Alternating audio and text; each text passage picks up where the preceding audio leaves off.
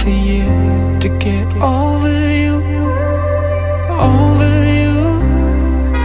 Or maybe I'm good at pretending that I moved on.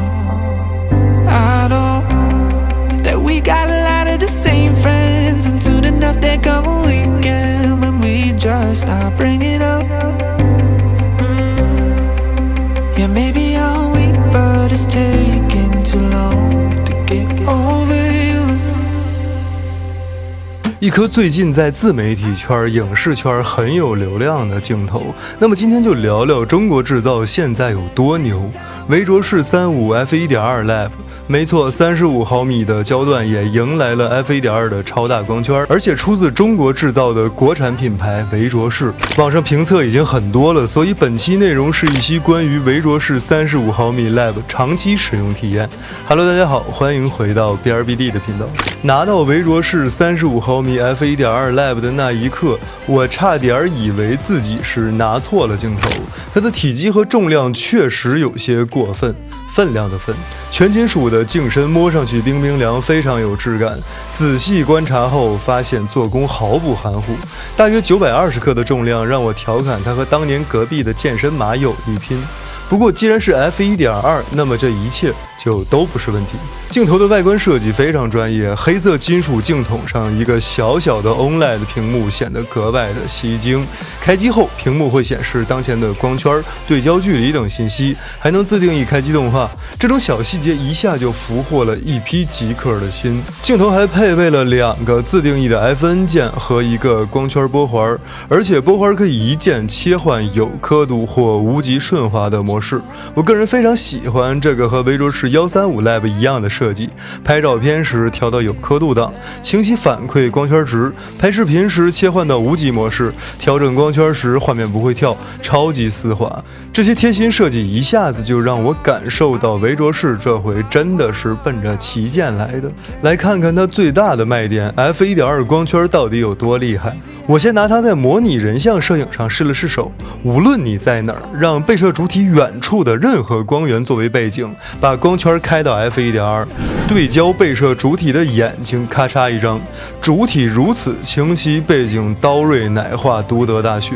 说句不该说的，如果你是一个拍摄小白或者新人自媒体博主，你甚至不需要什么拍摄功底，就能给甲方提供一个让他们觉得你非常专业的画面呈现。那么为什么是35毫米呢？35毫米焦段本来就擅长记录环境，这回有了 f1.2 的超大光圈，人物和背景环境可以同时变得很出色，既记录了你想要拍摄的内容，又把任何可能杂乱的背景融进了一片唯美的虚化光斑中。这种人在景中的味道实在是太棒了。要知道，平时用 f2.8、f1.8 的35毫米镜头很难做到这种背景分离的效果，而这支 f1.2 镜头可以轻松实现。我们可以试想一下，在任何工作流中，它都可以做到且实现让你所拍摄的内容主体足够锐，主体以外的所有画面都虚化到一个极强的电影风格。OK， 除了人像，它的画质更全面到令人惊喜。我特地拿它模仿普通人和大多数的自媒体博主，拍了一些随处可见的生活场景。因为多数时候我们拍的本就是生活中的内容，所以感受一下它在日常纪实中的表现。35毫米是经典的街拍视角，我们都喜欢用它去捕捉街头巷尾的人文瞬间。这回加上 f1.2， 像开了挂，快门一按，画面里的人物清晰鲜活，背景则为淡淡的色彩，不再干扰视线。即便是在室内的昏暗角落，有了 f1.2 光圈，我也能保持安全快门不虚焦，画面亮度足够，而且背景虚化柔美，把主体突出的近乎完美。需要吐槽的一点是，这颗镜头在街上真的有点扎眼，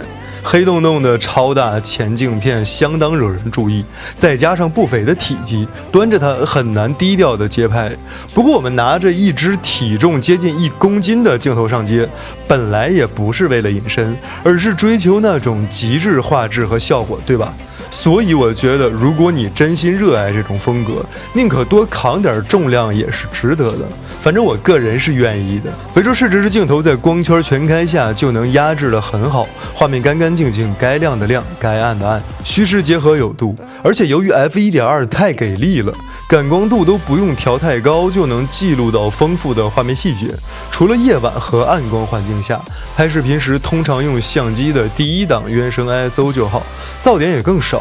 这让我对它的光学素质极为满意。原来中国制造的镜头也能把生活拍成电影。作为一支号称全能旗舰的镜头，维卓士35毫米 f1.2 Lab 在视频拍摄上也下了不少功夫。我特地感受了它的对焦呼吸效应和对焦噪音。首先，对焦呼吸，也就是在拉焦时视角变化的问题，这支镜头控制得非常不错。在拍摄一段画面时，我让相机在前景的手掌和后方的被摄主体之间来回切换对焦，肉眼几乎感觉不到画面焦距的变化，只是焦点在前后切换，说明它的光学设计把焦距变化压到了很小的程度。其次，对焦马达的声音基本可以忽略，在安静的室内录制视频时，用罗德的机顶麦克风收音，对焦过程中音轨里几乎听不到马达的声音，除非把耳朵贴在镜头上，才会听到轻微的丝丝的电机转动声。这意味着在拍摄纪录片或者街采 vlog 时，镜头对焦运作不会干扰收音，这是成片率非常关键的细节。另外，它支持无极光圈调节，我在拍摄亮度变化的环境时，可以边拍边顺滑的调整光圈，画面不会出现突然的曝光跳变。还有双 FN 按钮和那只多功能的控制环，我也都设置成了常用功能，比如一键放大对焦、快速切换眼控对焦等等。在现场拍摄视频时，通过这些物理按键来调整，比在相机菜单里翻找选项效率高太多了。可以说，维卓士已经充分地考虑到视频创作者的需求，把这个镜头打造成了一支兼顾照片与视频的全能工具。最后总结一下我的长期使用体验，维卓士35 Lab 给我的感觉就是真香。因为原本我还抱着些许怀疑，觉得国产厂商做 f1.2 会不会光有参数的噱头而实际表现一般，结果事实完全颠覆了我的想法。这支镜头用实际表现证明了自己配得上旗舰二字。光学素质顶尖，焦外迷人，自动对焦迅猛又安静，做工和功能贴心周到。除了体积重量略大之外，我几乎挑不出什么硬伤。如果非要鸡蛋里挑骨头，有一点我觉得是它的光圈环并不像 Pro 系列的镜头那样有刻度标记，